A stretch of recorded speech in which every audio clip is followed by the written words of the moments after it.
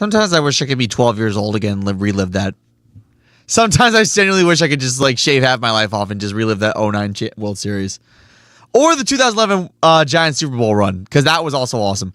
Anyways, welcome to the Equinox, ladies and gentlemen. That's Siriani, Carl Maglowski, CJ Cullen, pushing the buttons. How's everyone doing? Good. Awesome. So we got a lot of stuff to cover as far as the football aspect, both collegiate and professional. Yes. So before we continue, Matt, I'm eating crow. Yeah. From now on, for the rest of the year, I'm not going to pick against the Eagles with their dominating defense and Cooper with another pick. Uh-huh. I am not going to go against the Eagles defense no more. No Moss. They basically took care of Goff. I guess 0 for 5 on fourth down. Goff saw a ghost. He was hit so bad. Yeah. I'm not going to pick against the Eagles no more.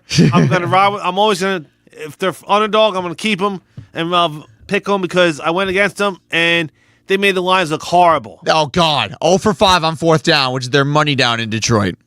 You would think after a couple times he would punt, but no, he wants to be like Ron Rivera, the riverboat gambler. Uh-huh. It's good when you're playing the Commanders, not the Eagles defense. No.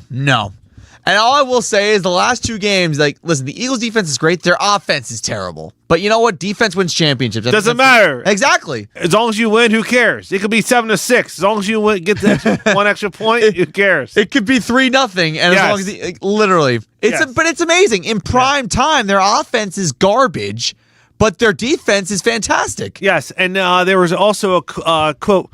They were post game of the Seattle Rams game. Yeah, I like what one of the Seattle defense on one of the Seahawks defensive players told the press at the news conference. Yeah, he said, "If we did better on defense, it's not Sam's fault. If we did a little bit more on defense, they don't win the game." Yeah. So basically, they outgained the Rams. If the Seahawks didn't have 4 turnovers, I think the Seahawks win by 20. Yeah, four Sammy D interceptions didn't They hurt the outgained them. Yeah. Out-time possession them. Right. 2 of the Rams' touchdowns were 3-yard possession and 25-yard possession. Wow. Without that, the Seahawks dominate them. Exactly. So I think the Rams are overrated. I think Seattle is going to be a tough out in the playoffs. I think so as well. I mean, my only biggest problem, and this involves Sam Darnold, because I feel like every time he plays a big game where you got to win, he chokes. We saw it in the Lions game last year when he was in Minnesota, the playoff game against the Rams, and then this. Yes. Like, the guy chokes in big... he sees ghosts. Yes. In big moments. Yes. And if you know where that's coming from, it comes from his Monday Night Football game against the Patriots, where he said, on a hot mic, I'm seeing ghosts. Yes. And the NFL just loves to play that every chance they get. Yes. They really do. But we'll get to the NFL in a second. I want to get to college first off because, oh my God, things just keep getting interesting more and more every week, it seems. So for those of you who are unaware, the college football playoff is only less than a month away from being revealed. We have 12, so it's 5 conference champions, the best 5 conference champions, and then 7 at-large bids make the field. And for the first time since 1959, when Dwight Eisenhower was president, North Texas is finally in the top 25. Well done. Well done. Took you 66 years, but you did it. But they're not even the story of the AAC. It's also Navy. The Navy midshipmen are also kicking it. Now, here's the thing. Does North Texas play Navy either next week or either this week or next week? I get what you're saying because that could be the ultimate AAC situation there. Let me take a look at their schedule. So I'm going to go to the AAC, not the SEC. So in the AAC, North Texas is playing Rice this week. What's that? Okay. Which is a crap team. How about next week? They beat Navy earlier in the year, but remember, in any conference, you have to be in the top 2 to play in the conference championship. Right now, North Texas is right there. Tulane is tied. Who does so I think next week, who does Tulane play next week? So Tulane next week, they play the following team. They play Temple and Charlotte, 2 bad teams. So it's right. I mean, it's going to be close for that second spot. Obviously, and also East Carolina's in there too. USF lost that game. They're out. They're out of it. And it's a shame because my uncle went to USF, and it would have been a big thing if they made the college football playoff and won the AAC, but that might not happen. The AAC is interesting because Like, that's going to be the 5th conference, and they're probably better than the ACC as far as overall performance. So I think it's going to be either Tulane or North Texas. That face Navy in the conference title No, game? they actually may make it out of the group of 5. You think that Navy might not make the AAC? No, they're not going to win the championship game. No. Wow. I think it's going to be either Tulane or North Texas. The problem I have with Navy, and this is the same thing with Army from last year and this year, they're so one-dimensional. Yes. They run the ball every play and hardly ever pass the ball. That's the thing. You got to stop the run. You got to stop the option, because if you stop the option, they can't throw the ball behind. Yeah. They can't throw the ball if they're down by 2 touchdowns to beat you. Oh, their quarterbacks are terrible at both those universities. So all they got to do is, if you're up by 2 touchdowns, you got to have more. You got to basically take care of the ball and don't give them short field, because if you don't score, they're going to basically take more time off the clock, less possessions for you. They're going to play ball control offense. Yep. And they might win 24-17 because you don't get the ball that much. Yeah, it's a good brand of football, but if you're trailing by a lot, it's not really the most effective brand. No, so when we were on the show on Saturday, correct. Texas A&M did come back and beat them. They did. I couldn't believe it. Yes. 30-3, 28 unanswered. So right now we already know Ohio State's in, Indiana's in. Indiana's in, Texas A&M's in. Notre Dame's going to be in, because they're going to beat Syracuse and Stanford next week. They're looking really good, yeah. Right now, Oklahoma is in. Massive win over Alabama. Maybe. I know if Oregon wins out, they'll be in. I got the top 12 right in my hands. Yeah, So Ohio State, Indiana, Texas A&M are your top 3. We knew that. Georgia's 4, Texas Tech is 5, and as if they come out as the Big 12 champ. Georgia's in because Georgia just beat Texas last week on Saturday. That loss for Texas probably finished their season. So they have nobody. So they have Stanford. They're going to win that game. Oh no, they got who? Georgia? Yeah. So no, they got Charlotte, and then they got Georgia Tech. They'll beat Charlotte. Georgia Tech's gonna be a tough one. Doesn't matter if they lose to Tech. Doesn't matter. They're 10-2. They're still in. Yeah. So it doesn't matter. And they'll probably end up playing Texas A&M in the SEC title game, which would still be brownie points if they were able to pull that off. No matter, I think. So I think right now, I don't see Ohio State now because Ohio State has Rutgers this week. Oh God, don't even remind me. So don't remind me. Yeah, they're in. Yeah, they're in. Yeah. I don't see Texas A&M's going to be in no matter what. Same thing with Georgia. Ole Miss is in. Oregon, I don't know, because they have USC this week. You know what? I read an article earlier today. That Oregon-USC game could really be interesting, especially if USC wins, because even though USC is lower on the totem pole in the Big Ten, if they beat Oregon, that's huge for them. Yes. Notre Dame, they have Syracuse and Stanford. They should win those two easily. They'll get in. Oklahoma's projected 9, yeah. Oklahoma, they have this week. I know they have LSU and Missouri. Correct. So if they win these next 2, they'll be in. And then Alabama has Mercer. And then they got the Iron Bowl. Iron Bowl. So if they win those 2, they'll be at large. So they'll be basically. They should be a top 8, maybe. They may not. They'll be in, but they're not going to be hosting. They'll be on the road. Yeah, like maybe you're thinking like maybe 9 through 12 seed at this point if they win out those.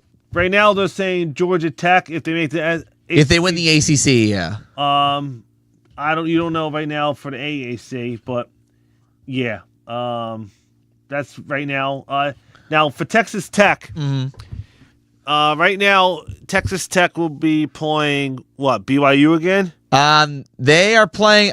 Well, their teams are not. Their team is really good. So Texas Tech next week they are going to be on a bye, believe it or not, and then the following week they got West Virginia, easy, and then the Big 12 championship game.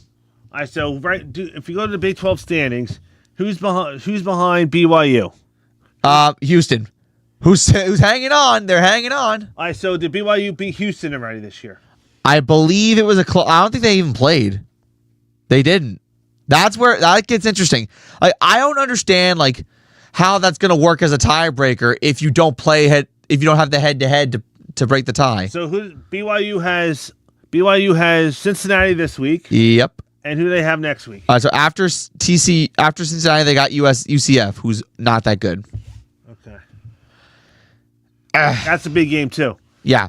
Like at this point, BYU just has to win out in order to have a shot at Texas Tech in the Big 12 championship game, which again is probably a really good conference. I mean, even like teams like Utah are hanging on. How far is Utah? They might not make the conference championship game, but they have a strong case. Utah has.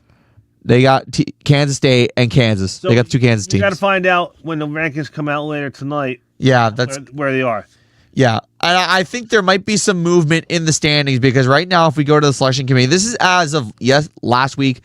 Notre Dame's going to go up, like Bama's going to go down. Yes. And then everyone else behind them is going to go up.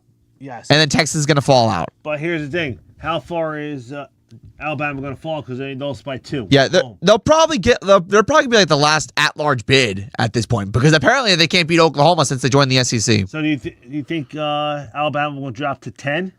I think so. Why this is really deceiving. You want to know why? Because there's no ACC team in that top 12 according to the selection committee. Because remember the format. You have 5 conference champions and 7 at large.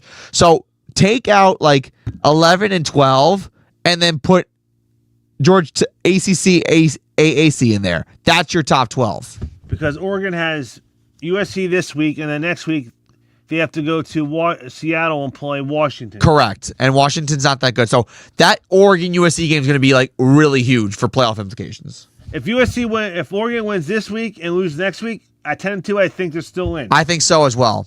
I think that's the best argument that they have.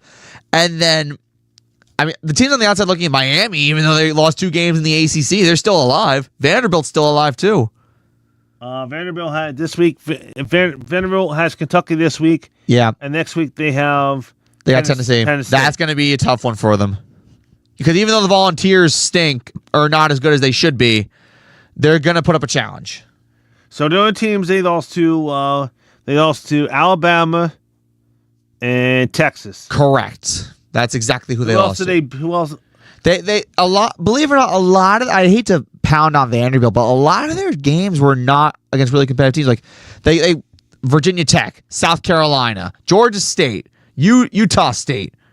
I don't even know what CHSO is. I don't even know who that is. What? That. Who the hell is that? CHSO. Charleston Southern. Charleston Southern. Oh, God. So they're from the Southern Conference. God. SoCon. My God. Get out of here with that. I hate that the SEC gets one game like that every year. Well, when they have 9 games, when they go to, I think next year they go to 9 conference games. They should. But here's the thing: it doesn't matter if they're 10-2. I think they're not going to. They'll get a nice bowl game, but then I don't think they're going to get it. They might just fall short. They might just fall short because they're not going to get involved. Yeah, unless they pull off the win in Tennessee, that'd be huge, and I think that might give them a boost. That's still not good enough. But the problem is they would need someone from up in that top 10 range to fall out. I don't see I don't see it either. No. Like unless maybe like I said, Oregon. If USC wins, take Oregon out, put USC in there. Yeah. And then Notre Dame. I've had this debate, like, should Notre Dame join a conference? I don't even know what to say about that anymore. They're not. They're not going to. They don't need to.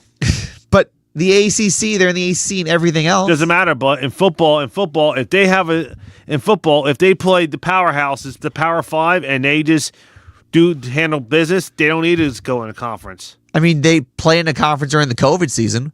Well, they had no choice because no other independents wanted to play football. That's the thing, but no choice. When you're playing every year, no offense, but they're not. Their schedule is Texas A&M, Miami, NC State, Boston College, Boise State. Yeah, they're Power 5 conferences. They're Power 5 schools. Yeah, they're not. You're run up the middle. No, you're Louisiana Monroe. UTEP. No offense. Yeah, no, they suck. What else can I? They also play Drake, Samford. They don't play those guys. It's so pathetic. So I wonder next year. So next See, this is how it is next year. So see if you can pull CJ. Yeah. See if you can pull up Notre Dame's 2026 schedule. Yeah. Football schedule. See if it's up. I wonder if that's up already. It is. I bet it is. Yeah. That really the only game that Notre Dame has every year is the USC game because that's a historic matchup. They always play USC. Yeah, they always play Stanford. Yeah. They could join the Big Ten too if they really wanted to. I think it might be here. I believe so. Let's take a look. Yep, that's it. So here it is. They face Miami again. Miami, Syracuse, SMU, Boston College, Stanford, Wisconsin, Rice, Michigan State, Purdue, North Carolina, Navy. So they don't face USC this year. They will. They will. That's only 1, 2, 3, 4, 5, 6, 7, 8, 9, 10, 11. So one more. It's going to be Southern Cal. Yep, it should be. They don't put it on the schedule? I guess they put their schedule on in advance. But here's the thing. Look at all those schools that they're playing. They're not cupcakes. They're not. No. Look at this. Southern Miss is fair as a cupcake. I'll probably say. SMU is not a cupcake. You're talking from the ACC. Yeah, SMU. They're competitive. It's no cupcake schedule. Yeah. No cupcakes here. That's what I respect about Notre Dame. Well, the playing people. They play. Yeah, they're not in conference, but look what their schedule is. And not for nothing though. Even though they do play a lot of really good schools, the only one I will say that's not good is probably Purdue because Purdue's football is in a bad state. Yeah, Purdue's pretty bad. Purdue's pretty bad. If when they go to North Carolina, Bill Belichick will probably still be there. Who knows? Or unless he buys out, which he won't. And when they're playing Wisconsin, they're playing at Lambeau Field. Oh my God, are they really? Yeah. That's crazy. Oh my God, I just noticed that. Yeah. They're going to be playing Wisconsin and Lambeau. That's crazy. I don't know if that's ever happened that they played a college game at Lambeau Field. I think a couple of years ago they played them at Lambeau. That must be something. That might be an attraction for the state of Wisconsin. But yeah, but look at the schedule. It's like, come on, man, you can't beat that schedule. It says TV. Oh, they don't have dates yet. They don't have dates yet. They have dates or times. They don't have dates yet. Yeah. But look at that, dude. So one thing I want to mention also, and this was a story that came out not too long ago. James Franklin is the new head coach of Virginia Tech. Tech has been looking for a new head coach for a while now. James Franklin got fired by Penn State earlier this year. Yes. He's going to the ACC. A lot of people said he would take the Florida job, but he turned that down to go to the ACC, a conference that's just dreadful. Isn't he? He's in that Northeast anyway, isn't he? Technically, Virginia is the East Coast. Now, where is he from? He's not from. I know he went to school I know he went to school in the Chamonix, so he's from this area, PA. So James Franklin, I'm looking him up right now. He is a Pennsylvania guy from Langhorne. Okay. He's from Langhorne. He played his college ball at, I think it says James Madison. Yeah, James Madison, Kutztown, East Stroudsburg. Wow. What a resume he has. Yeah, he went to the Chamonix High School. Yeah. That's crazy. East Stroudsburg is where that's where Amy went to high school. Oh, really? The Chamonix, yeah. Damn, okay. That's actually really interesting. So that's the biggest news of college there. And the ACC, I want to get to the ACC, just how bad that conference is. I mean, Dabo and Belichick are supposed to be the top two heavyweights of that conference, and they both stink. And no offense, I think the best coach there in the ACC is Brent Key from Georgia Tech. I think so too. He's good. Well, because I think this is third year. Yeah, this is his third year, and when he took over the program, they stunk. And he's on the cups of taking them to the ACC championship game. I saw potential in them when they almost beat Georgia last year in 7 overtimes. That was really good. Yeah, they're good. So I think that, if we're looking at the ACC standings right now, Georgia Tech and Virginia had the top two based on conference record. Yeah. Virginia could be a sleeper in the ACC. I mean, granted, they had that loss to Wake Forest 16-9, which wasn't a good look at all. And then you have Pitt, who lost to Notre Dame pretty bad. SMU still in play. Miami might not have a shot. No. I don't think Miami has a shot. So Georgia Tech hosts Pitt. Yeah. So if Georgia Tech wins Saturday night, that's it. They're in. They're in. They're in the ACC championship game. And then Virginia, they got Virginia Tech in one game, and then their other game, I don't know, that's it. They just have Virginia Tech. That's it. They should win that one. Yeah, I think those two are going to be in the championship That's game. your ACC championship right there, and I Yeah. think that it should be interesting as to who comes out. Remember, It's only going to be one. It's only going to be one because that's how bad the conference has been. Now here's this, Matt. Yeah. So, what if Georgia Tech wins? What if Georgia Tech wins this week and beats? So if they beat Pitt, Yeah. then they beat Georgia, but loses in the ACC championship game. Do they still get a bid? Then you got a really interesting conversation on your hands because beating Georgia is no easy feat at all. They've been really good, and I think if they avenge their loss from last year, they might actually have a shot, even if they lose the ACC championship game. Right. But then you'd have to like nitpick with other people. And as I'm looking at Michigan State beating Kentucky in basketball at Madison Square Garden 40-25, speaking of Madison Square Garden, we'll get into that a little bit later. Actually, we could get into that now. We usually save football for last. For those of you who were at Madison Square Garden, which is a very busy venue these days, John Cena had his last Monday Night Raw appearance in said garden. He was in a 6-man tag team match with Sheamus and Rey Mysterio against the Judgment Day. It's actually kind of surreal thinking about it. Like they were hyping this up all week long, or the week before that. They were hyping this up. As someone who grew up watching wrestling when I was a wee little lad, I remember when John Cena was the real deal, like in the late 2000s. It's just kind of surreal to see him actually say, I don't want to do this anymore. But he's got a lot of other stuff to worry about. He's got Wipeout, the rebranded Wipeout. He's also got Pacemaker. Yes. And other movie deals that he's got. He's got a lot on his own. And honestly, he doesn't even wrestle that much anymore anyway. So he made his final Raw appearance last week, right? Last night. Last night. So he's got no more Raw appearances, right? No, that's it. So is he going to? So on December 13th, His last match ever. His last match. Now, is he on the Survivor Series card next week? He is. He'll be facing Dominic Mysterio, defending the IC title. Because if you remember, Yes, Dominic Mysterio lost. Yeah. So what's probably going to happen is they're probably going to make Cena lose that. Yeah. Or maybe he'll win his last match, retire, and then they're going to have a tournament For the Intercontinental Championship. Yeah, I can see that happening. Will they have him lose?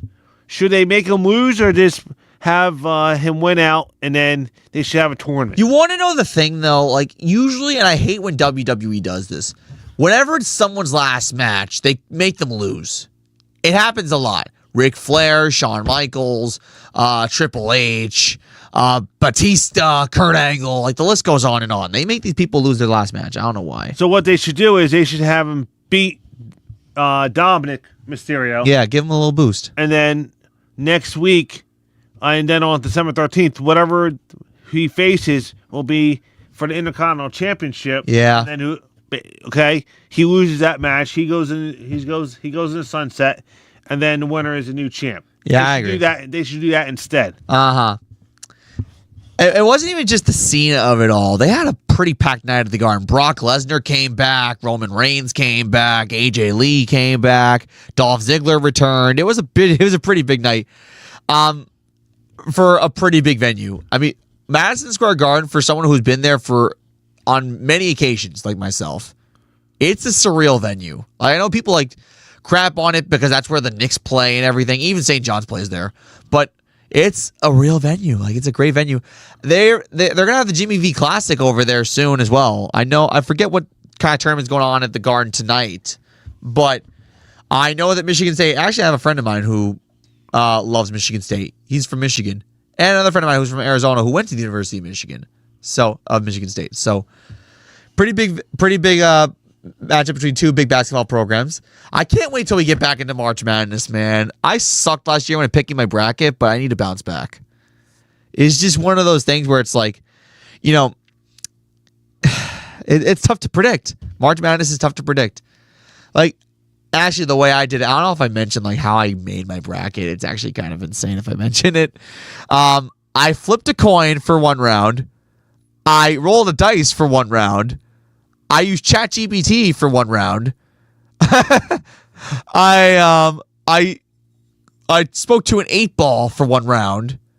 I spun a wheel for one round, and then I had Sammy pick the matchups for one round. Okay. I was at the bottom of my bracket challenge when I put the whole thing together. It was actually kind of embarrassing. But I did it because I wanted to mix things up. Right. Sometimes people go with their gut and they're wrong. Other times they go with their gut and it works out, but it's very rare.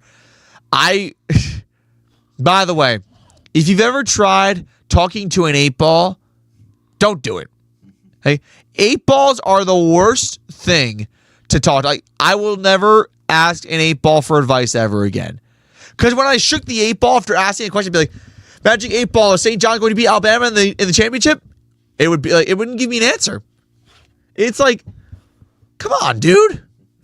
Like, why do we have to, like, I don't even know why I put myself through that misery. I think the only team I got right was Florida, but I was out anyway.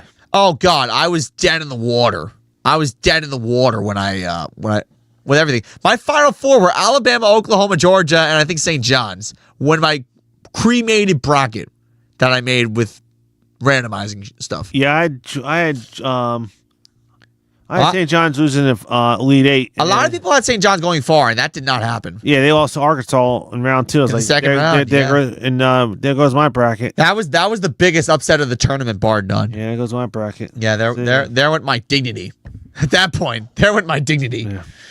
Oh man! But in other news, we're gonna get into a little bit of Major League Baseball. Even though the season is over, we do have some transactions and moves that have been made as far as qualifying offers.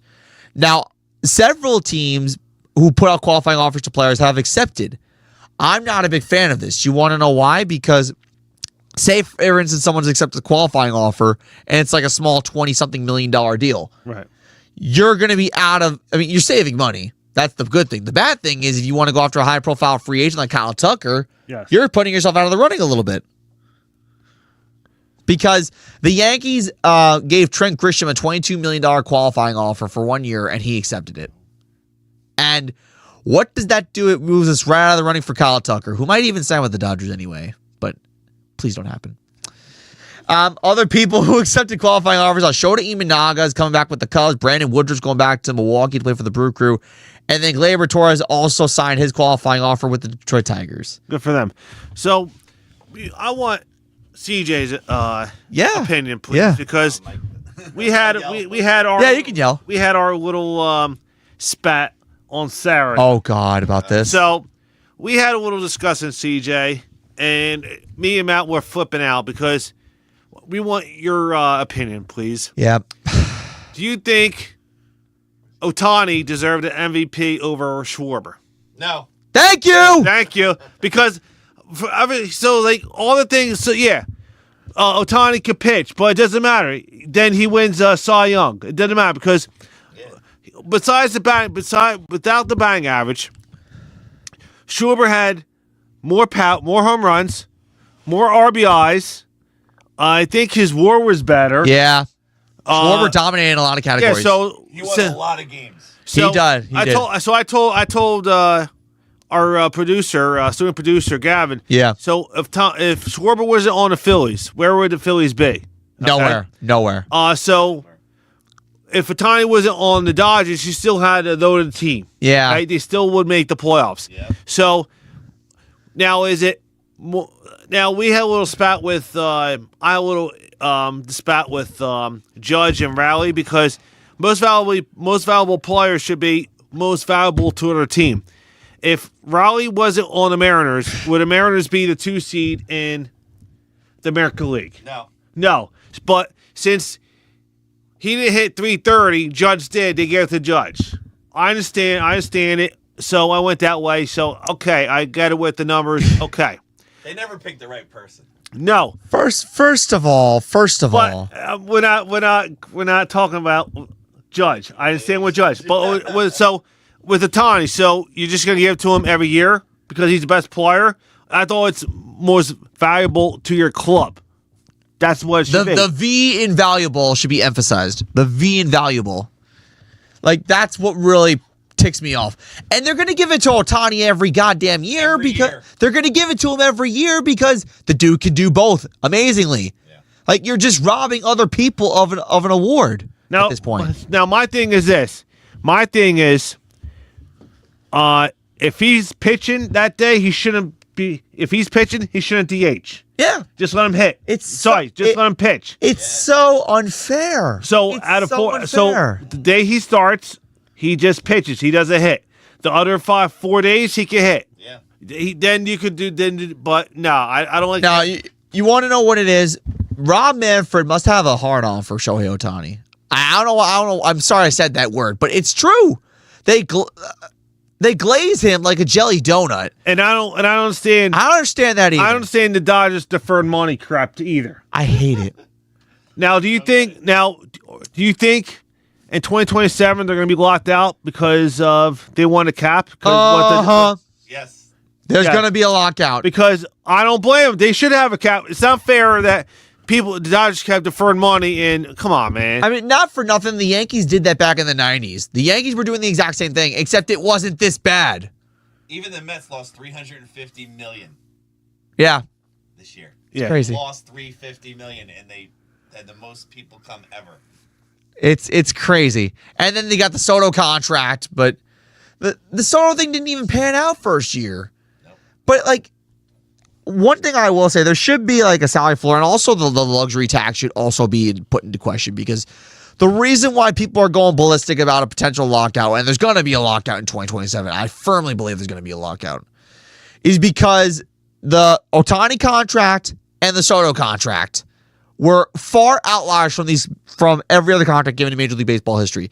Now we're going to see more contracts like that, like $700, $800 million now. Like, watch, I guarantee you, wherever Bo Bichette goes, whether he stays in Toronto or not, he's going to get like a $600, $700 million. No, Ohtani started with the $700 million. Yeah, but but they deferred it, but still $700 million. Yeah, that was the Dodgers' fault, because they were like, oh, this guy can do two things amazingly well. We'll pay him like that. And what they did was they opened a can of worms, and Juan Soto, who bats 41 home runs one year, is like, you know what? If I'm that valuable on my team and I outperformed everyone on my team in the World Series, I deserve a big pay too. And then Steve Cohen, who's like, oh, I got all the money in the world. Call me whatever you want. I got the money, bro. And he gave him everything. Now, and the kitchen I want sink. more of your opinion, because you weren't in here when we were going how the Mets didn't make the playoffs. Speaking of the Mets, now when you guys didn't have them last year, okay, and you made it to Game 6 of the NLCS, correct? You thought he's gonna come aboard, and you're gonna let's make it back to the NLCS, give the Dodgers a run for the money. If they're a little bit better, understand. But you don't even make the playoffs. Pitching stunk. So that was true. But you still had a pitching stunk last year too, but you still made it that far. Yeah. So was signing Soto worth it? Or do you think it was a big costly mistake? I think it was worth it, just for the fans and the team to build around him. Do you think you're going to bring back Alonso, because he opted out too? He opted I out. think he's done. I think he's done. What about Diaz? I think he's done. Done? blow up the ship? So where do you think Alonso may go? Or they get one of the two. One of the two? One of the two. One of the two, but not both. Not both. I think Pete Alonso goes across town, because the Yankees need a first baseman help, and I honestly don't. I don't think so. You don't think so? Because they they might. Where he's going? Rangers. Rangers. That's not a bad spot. Because here's the thing: what are they going to do about Ben Rice? Well, they like playing him a catcher a lot, and he's actually not bad as a catcher. Okay, so now if he's catching, what are you going to do with first base? That's where Pete Alonso comes. No. If they like Ben Rice as catching, what are you going to do? Put your Austin Wells.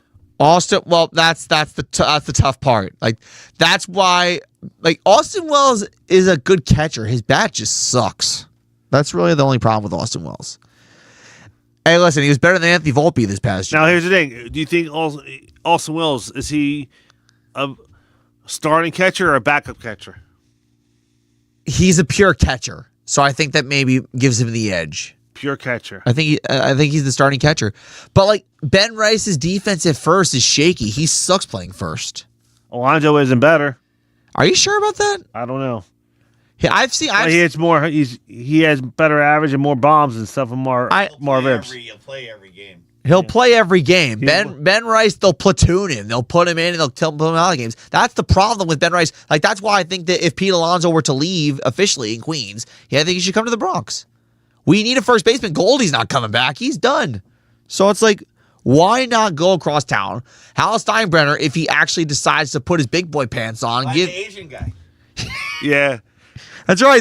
There are a couple of Japanese players that the Yankees are targeting. They're all gonna go. They're gonna go to the Dodgers. They're all gonna go to the They're all Dodgers. going to the Dodgers. He wants to go to the Dodgers, but they have a first baseman and a DH. It's ridiculous, man. It's the Ohtani effect. I'll take Alonso and put Harper back in right field. I don't think you want to go to a division rival. I'll take. Imagine Yankees get both Harper and Alonso. If we get Bryce Harper, I will run around this room with my shirt off. I'm serious. There's no way we're getting Bryce Harper. He would fit well. He'd fit well, but he ain't coming here. Yeah. I'd be shocked if he does. Wasn't he a Yankee fan growing up? They all say that. They all say I that. tell you one thing, the Phillies are re-signing JT because they have no other catcher. Yeah, I know. But that also puts into question, like, what's going to happen with Alec Boehm and Castellanos. They're trading both of them. Really? Because we're probably going to get Alex Bregman. I'll take Bregman. Honestly, that would be a big thing for you guys if you've got Bregman. They wanted to go after Bregman. I'm sure. Well, Bregman did this year with Boston. He opted out, so I don't mind taking Bregman. He opted out, and I think, like, are you going to give the bag to Kyle Schwarber this year? What's that? Are you going to give the bag to Kyle Schwarber? Give him the money. Give him whatever he wants, right? He wants 5 for $150. Do 5 for $150. Pay him because you can't lose Schwarber. No. He's the leader of the club. Yeah. He's a vocal. Harper. He's just leads by example. Schwarber is actually the guy who speaks. And actually, when you said that Bryce Harper could potentially come to the Yankees, I never thought that day would come because I remember when I was in college, the day he signed that massive contract with the Phillies, I was like, okay, he's hand tied there for the rest of his career. But now the options are coming out now that he can come to the Bronx. Like I said, it's not happening. No. It's not happening. If it does, I'll be shocked. Like, piss my pants shocked. Well, we're stuck with Turner for another Turner, man. Trey Turner. Oh, yeah, the guy who can't hit out of Phillies ball out of Citizens Bank. Yeah, he can't hit in the playoffs. He doesn't hit in the playoffs. Not for nothing, though. You guys, the Phillies got robbed this past year because Orion Kirkland kind of overshot the catcher. I'm not blaming Kirkering. They didn't hit. That's true. They didn't hit. They didn't hit. The entire series, they didn't hit. And then, no offense, our boy Gavin was... Dodgers didn't do shit. Ohtani didn't do shit. He didn't. Ohtani didn't do shit until Game 4 against the Brewers. You knew he was coming, though, at least one game. You know? He's a troll. Joey Ohtani's just a massive troll. And I love the fact that we're ignoring the fact that Ippy Mizuhara is in jail and Ohtani should be alongside him. Well, you say, how's that option? How's that possible? Come on, man. Because Rob Manfred will go to bat for this guy. He really will. I mentioned it before. They glaze him a lot. He strikes out, and they're like, well, Ohtani's still having an amazing season, despite... I'm like, he struck out at a pitch down and away, looking like an idiot, and you want to glaze him because he can do both things. It's like, seriously, like, what the hell are we doing here? Now, when they did this, every time they got a hit and they do like this... I hate it. Was this from this? Was this? I don't know what that is, and I hate it. Did this start last year or this year? It started last year. This past season? It started last year. Oh, when they were playing you guys in the World Series, they didn't do that then, did they? They did it back then. They did it before. What is that the World crap? Series. What is that? I don't know what it is. You tell me. Lauro should tell me what that is. I don't know what that is. It's like seeing, no offense, when you guys were winning last year in the playoffs, seeing Grimace. It's like, who's that guy? Who's that guy? They didn't have anything this year. Yeah, who is that guy? Grimace. He just disappeared this year. I was like, who's this guy? Grimace. Why are you shoving Grimace? It's so ridiculous, man. I could Whoa, go. we're doing a YMCA? Shit. Oh, man. I could go on and on about Major League Baseball, but we got to get into some NFL stuff, at least for the final 20 minutes. The NFL might finally have some sanity because the Chiefs are finally human. They're on the outside looking in the AFC playoff race. America's watching because the Chiefs are literally losing to the Broncos was huge. And the Chiefs are getting their comeuppance from last year. You know how last year they won games that they weren't supposed to in the most ridiculous of ways? Yes. Now it's starting to come back and bite them because the Broncos, when they set for the game-winning field goal, I thought this was smart on Bo Nix's part. It was to the right hash a little bit. Yes. when they got the first down and they were trying to kill a little bit of clock. Bo Nix moves a little bit to the right to center the kick. Yes. And then take the knee. Yes. Because if you remember last year when the Broncos had that field goal blocked in Kansas City, it was to the right hash. Yes. So Bo Nix was smart. He centered the ball, and then Will Lutz drills the same distance, 35 yards, to beat the Chiefs in Mile High. Yes. Smart. Yes. And I'm loving it. I'm loving the fact that the Chargers and Broncos are thriving in the division. The Chiefs are sitting there in third, and that only the Raiders can be their B word for the whole season. Now, they have since they're 5-5, you got number one offense in the league coming in Arrowhead. Is Shane Steichen and Jonathan Taylor going to run the ball down their throat, or is Danny Dimes going to have to put up some points and hopeful that he don't throw no picks? That's a really tough call because Jonathan Taylor, I think, is the MVP of the NFL so far this year, and But they're not going to give it to him. They're not going to get the Chiefs. The Chiefs. That's the thing. He can run for 2,000 yards, but they're going to give it to a quarterback. You want to know who they're going to give it to? I can tell you right now who they're going to give it to. They're going to give it to Drake May of New England. You think so? I think so. You don't think they're going to give it to Matthew Stafford? I was going to say Stafford up until his performance against the Seahawks. Like, as of now, I think it's fluid because both May and Stafford are playing really well. I think Drake May probably gets it because he's just been on a tear this year. And Matthew Stafford's good. I mean, I'm not discrediting him at all. I just think that at this point, Drake May's having the better season with a team that was supposed to be good, but not this good. The Rams are overrated. I know. The Rams are overrated. You said it literally at the beginning of the show. The Rams are overrated. They should have lost the Seahawks. They should have. Seahawks had them. They can blame Sam Darnold for that. But again, like, I think that Drake May's been playing very well. The Bills game, that's where I think the conversation started with Drake May. See, I want to pick I want the Bucs to beat them so bad next week on Sunday, but I don't think the Bucs are going to beat them. I don't think so either. Yeah. I don't think so either. Unless they get Bucky Irving back, but I don't even know if that's going to happen. They don't have Bucky Irving, they don't have Chris Godwin, and they don't have Mike Evans. Yeah, their big trio of skill position players are hurt, and that's going to kill them against the Rams. Also, speaking of the Bucs, they're not in a comfortable position in the NFC South right now. Carolina's only a half game back. They still have to play each other twice or no? They still have to play each other twice. That's a very interesting scenario, including the last game of the year. Hey, don't matter to me. At least the Eagles will be either 1 seed, 2 seed, or 3 seed. They're gonna be. Also, speaking of interesting division races, if you would have told me the Bears would be in first place in the NFC North, I would have said you're absolutely crazy. They're in first place. They're with a 7-3 mark. The Chicago Bears. Don't worry, the Eagles will take care of them next week too. Okay. But like the fact that the Packers are just inside the playoffs and also the Lions are on the outside looking in at this point, that's going to change. Especially because they play the Giants this week. Giants will lose in the fourth. Shane Bowen. How do you still have a job? I'm honestly like pissed off that we didn't fire him. Yet Brian Dable gets fired, and he's not even the crux of the... well, Brian Dable's bad, but Shane Bowen was the crux of the problem. 5 fourth-quarter blown leads? Well, you could have... And you still have a job? The Packers... you had the Pack... I'm telling you had the Packers beat. We had them beat. The Packers ain't that good, I'm telling you. But you want to know another thing that I discovered after that Giants game? So, apparently Jalen Hyatt, who's been a disaster since he came, that route where James Winston threw the interception in the end zone, yeah. Jalen Hyatt cut the route off. He stopped running, and that caused the ball to get intercepted.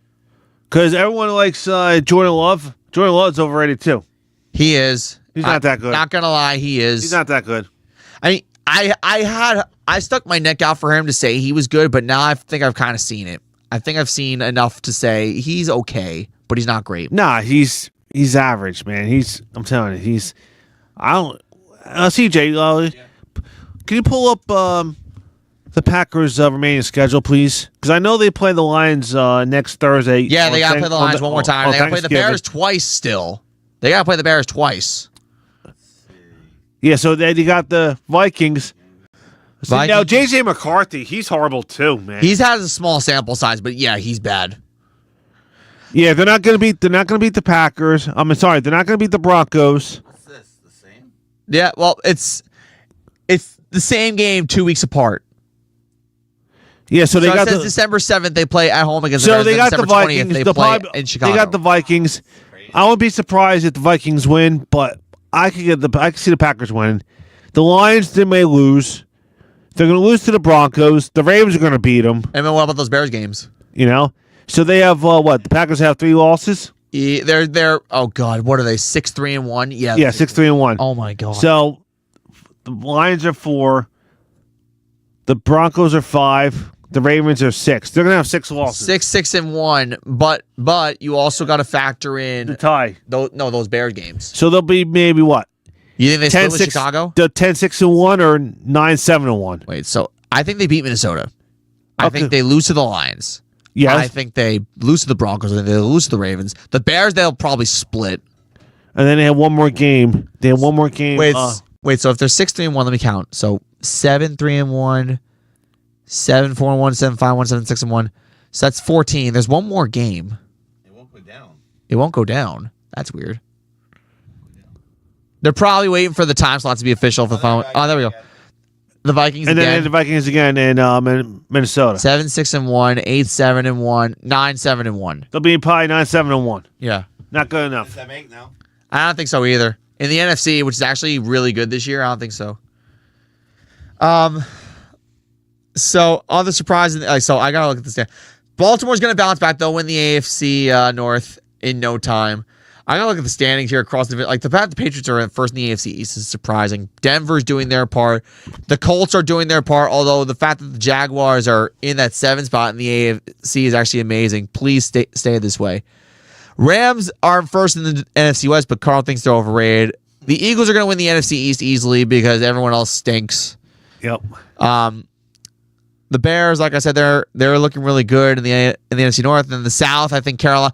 If Carolina pulls this off, that'd be incredible. So for the first time in 20 years, we're gonna have back-to-back same division winner in the NFC East. For the first time since 2003, 2004.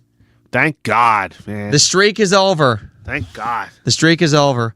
Because there ain't no way Dallas, Washington, or even the Giants are coming back. No.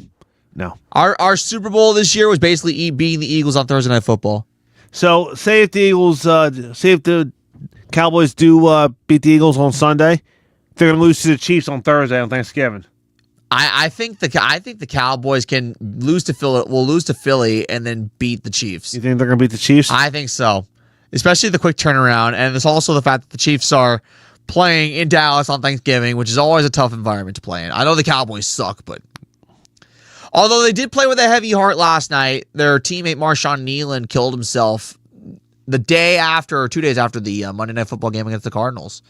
And obviously, they played with a heavy heart. CeeDee Lamb and George Pickens didn't play in the opening series. I don't know what that was about. I don't know if it had something to do with it, but they had his jersey on the sidelines. I thought that was really cool. They had a moment of silence for him in Reliance Stadium. I thought that was really cool, but I don't know if you could put the suicide hotline number on here, but I think we need to put that on here because this is very important. If you know somebody who is going through a very hard time or might think about taking their life, don't wait or hesitate to call the suicide hotline number. What is that? 866 something?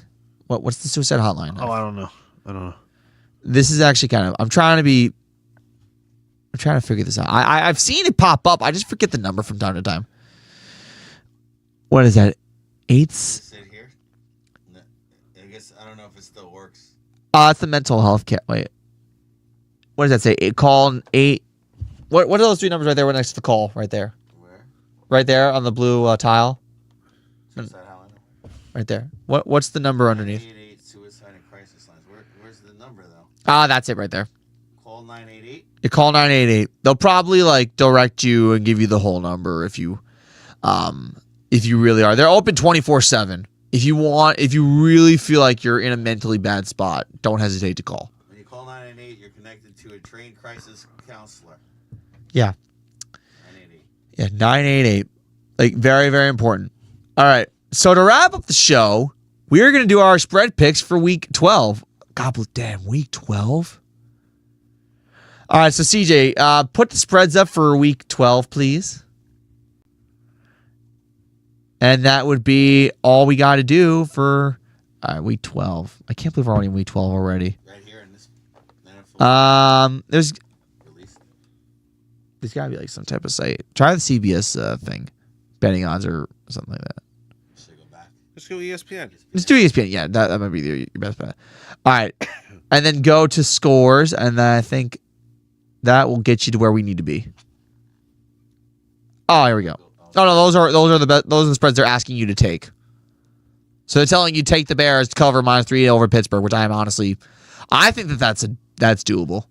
But no, go to the Lions over 50.5 and the Giants. Yeah. Well, it's gonna go over 50.5 because the Lions are gonna win 36-15. Jaguars, Cardinals over. Yes, I like that over 47.5. Bills and Texans under 43.5 on Thursday night. Yeah, I can see that. And then Saints money line even. Oh, it's a pick 'em against the Falcons. Pick 'em. Wow. Because Penix is out for the year. Yeah, he's out for the year, and then Drake London is also banged up. That could go either way. No, all right. So you go to the 3 lines over there on the left corner. There you go. Now click on NFL. You're gonna go down. There you go. And you're going to scores, and you're going to go to week 12. So you're going to go scores on the scores, and then you're going to go to week 12. And then we'll pick the spreads from here. Okay, here we go. On Prime Video, kill me right now, mama. Bills and Texans in Houston. Bills -6. I hate Thursday Night Football on Prime Video. Bills favored by 6. Bills will win, but I think Texans cover. All right, I'm going to say the Texans cover too. I think Houston's been very solid over the last couple weeks, and they've been very surprising. Now we get to the 1:00 games on Sunday. We got the Steelers at the Bears. The Bears -3 at home.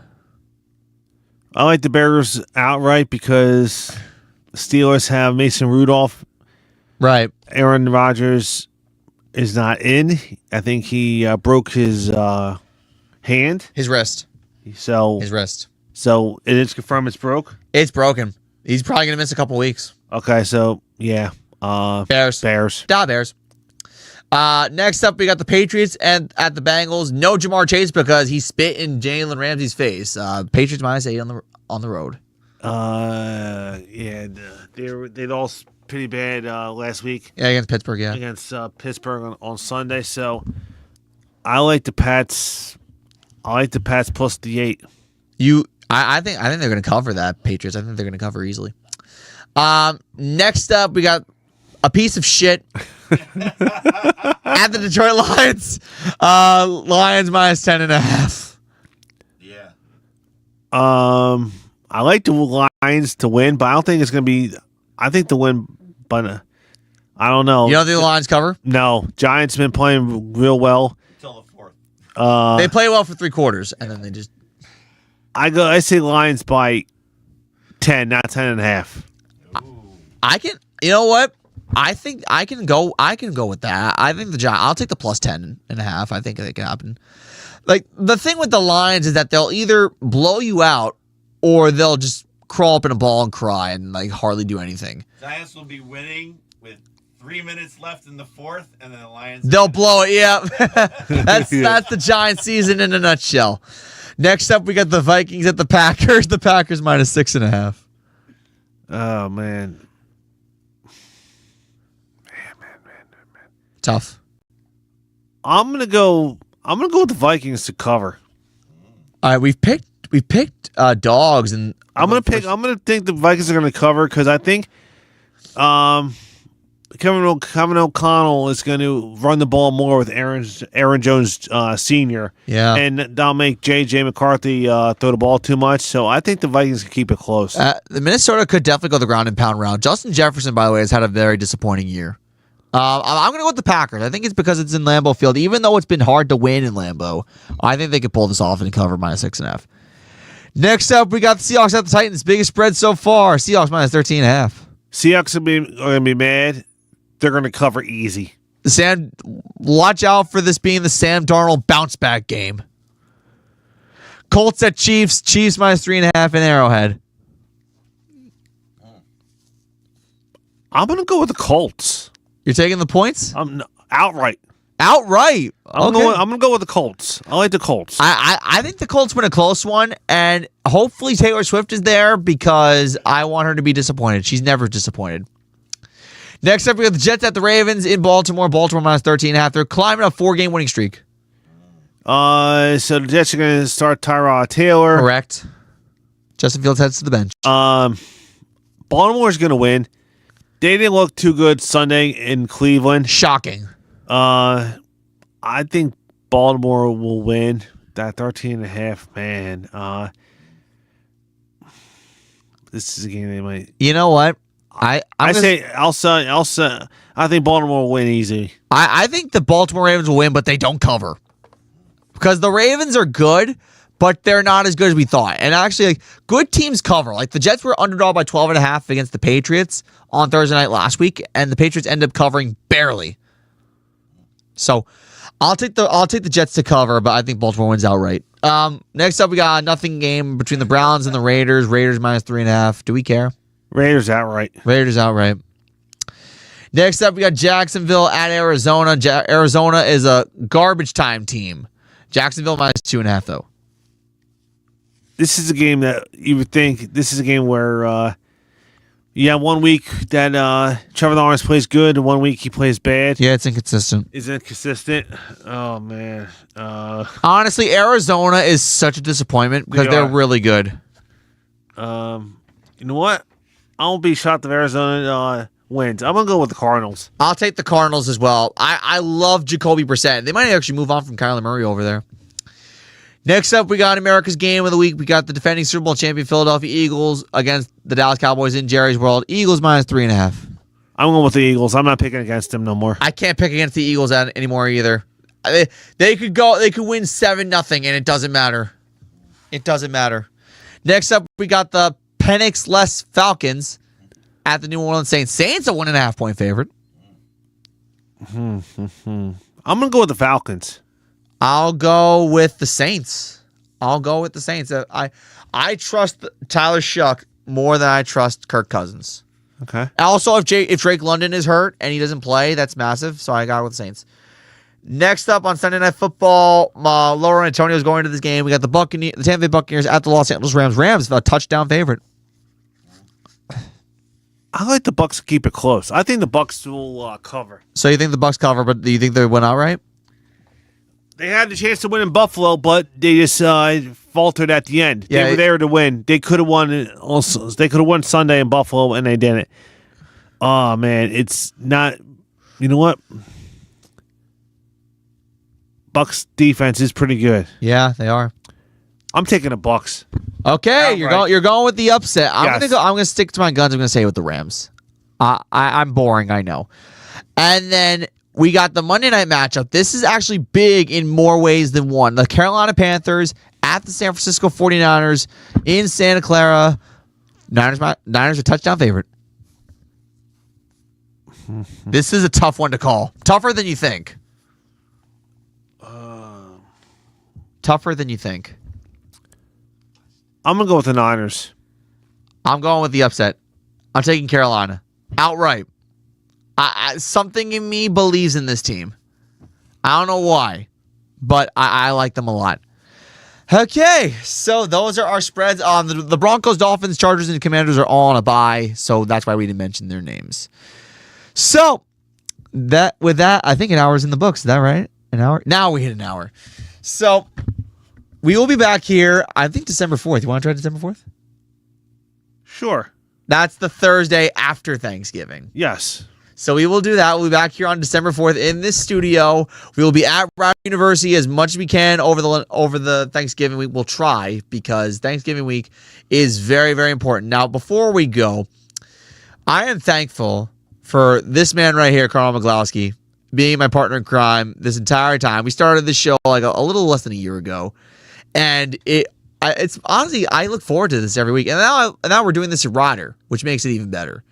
I'm also thankful for Shared Universe Podcast Studios, CJ included, Ming included, Christian, you name it. Like those three men, they put their butts on the line to keep this going. And even though we're not going on weekly, like they bust their humps to make everything great for us. And I'm thankful for them. Thank you, everybody. And I'm thankful for the people who have supported us the entire way in every ambition possible. That's my early Thanksgiving, what I'm thankful for. Carl, what about you?